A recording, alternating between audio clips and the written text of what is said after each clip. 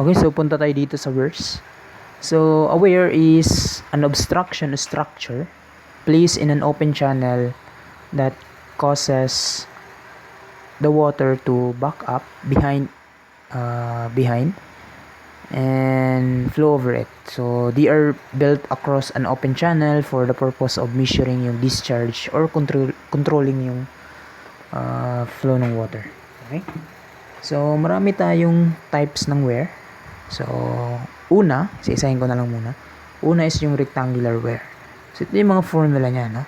So, if you neglect yung velocity of approach, bali yung VE, it is neglecting VE. So, bali, VE is neglected, no? So, ito yung magiging formula mo, no? So, you have 2.95 nung coefficient of discharge or yung wear constant natin times yung length. Nakikita mo naman ito yung length, no? Ito yung wear natin na rectangular wear. And then yung head niya, which is ito, raise na lang yan ng 3 halves. But if you consider yung velocity of approach, bali ito is to be considered. So, yung ito, papalitan mo lang ito. Yun yung mangyayari, papalitan mo lang. Okay, so yung velocity ng approach yan is, yung HB na yan is just velocity head lang, no? Velocity of approach square divided by 2 times the gravity. So, meron din tayong mas simplified na formula ni Francis. So, pwede din natin gamitin to, which is 1.84 nung L's H 3 halves. So, bali yung coefficient niya is yung 1.84. So, ito is, again, neglecting yung velocity of approach. Pero pag i-consider mo yung velocity of approach, so, meron kang HV, no? Which is, yung H dito is papalitan mo lang ito. So, applicable na yan sa lahat, no? Applicable na yan sa lahat. Yung pattern dito kung may velocity of approach or wala. So, it's just 1.84 nung LH plus HV raised to the power of 3 halves minus HV raised to the power of 3 halves. So, again, yung HV natin is just the velocity head squared divided by velocity head, or that is the velocity head of approach square divided by 2 times the gravity. So, sa rectangular weirs, meron din tayong contracted na rectangular weir. So, yun nakikita nyo dito na figure. So, meron siyang double contracted. Bali, dalawa yun dito. Ito yung nakikita nyan. And singly contracted. No? Isa yun dito. Okay, so yung formula niya is the same. Yung nagbago lang is yung L prime. No? So, pag double contracted, so minus 0.2H. Pag singly contracted, minus 0.1H. The same formula. And we have also this press wear, which is the same pa rin yung formula. Okay. So, teka lang, computerin ko muna ilan yung 2/3 ng square root ng 2 times 9.81. Ayan. So, kung ito siya, kukumputin mo yan, that is 2.95. So, bali CLH 3 halves. So, the same siya ng formula dito sa ito. Tsaka si Francis, same din yung formula niya. So, ayan. So, klaro tayo sa suppress wear. So, rectangular wear pa rin yan.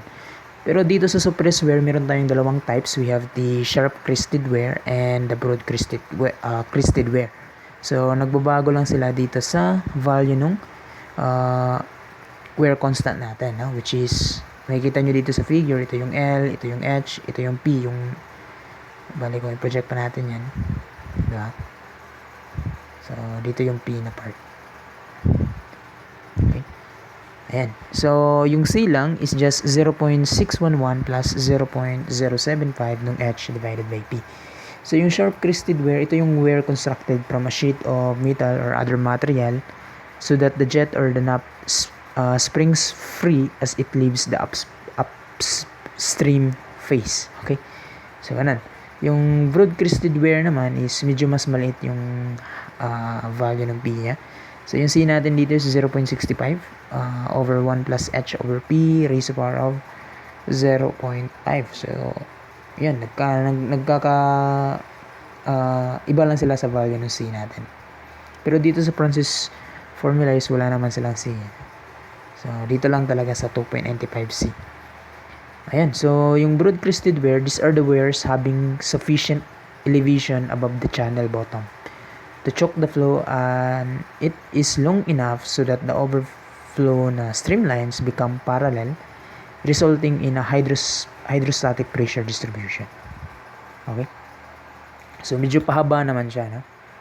Pahaba naman yung broad-crested weir. So mas na tawag niyan, mas na-distribute niya yung hydrostatic pressure. Okay?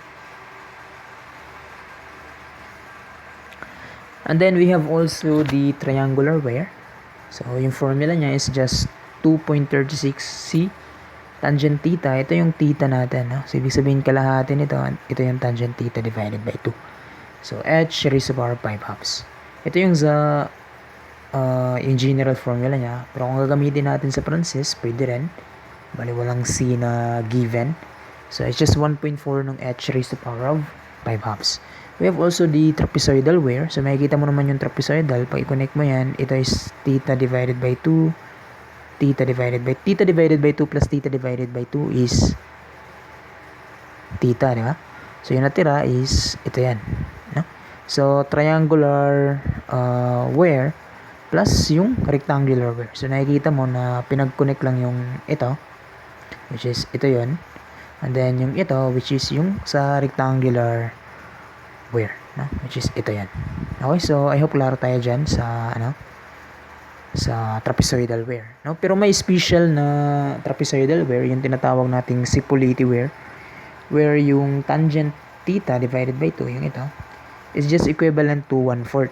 So pag yan na-attend mo, so ibig sabihin kung may trapezoidal weir na problem, kailangan mong i-check baka Cipolliti weir yan, no? Diba? Kasi medyo lenti yung yung ito. Tsaka iba yung sagot niya, no? So at least klaro tayo dyan.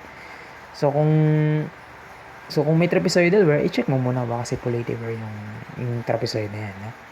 So mas madali yung formula, which is 1.859 L h raised to the power of 3 halves. So bali yung C niya is yung 1.859. So i-hope klaro tayo dyan. Okay, so I think that's it for the weirs. So anyway, meron din tong falling head weirs, which is also the same sa orifice. Yung formula, yung ano pa rin, yung Q is just dV over dt for the falling head weir. Bali yung issue mo naman doon is ma-involvement na ng time. Pero anyway, the same pa rin sa orifice yung concept. Nagbago lang yung formula. Diba? Dito is nagiging CLH raised to the power of n. Yung n is depende yan kung rectangular, 3 halves. Pag triangular, diba? 5 halves, diba? Pag trapezoidal, 3 halves. So, ganun. So, ganun lang yung kaibahan nila. I think that's it. So, see you in the next video. Thank you.